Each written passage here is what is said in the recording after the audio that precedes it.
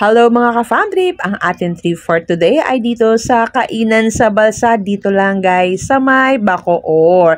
So ito talaga ay dinadayo at madalas po kami ay nagpupunta dito kapag meron naman na konting budget. Dahil ang pagkain dito guys ay affordable at talaga namang mapapabalik-balik po kayo talaga. Happy birthday to you. Happy birthday to you. Happy birthday, happy birthday, happy birthday to you. Wala candle. Hindi Papa.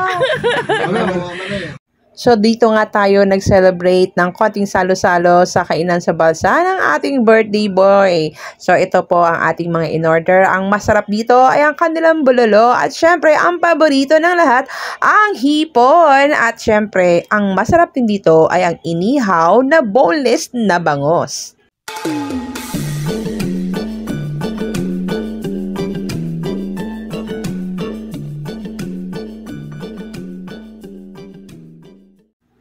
At dito rin yung matitikman ang mga kilawin at ang ating ensaladang mangga na talaga namang swak na swak para sa ating bololo at mga karne.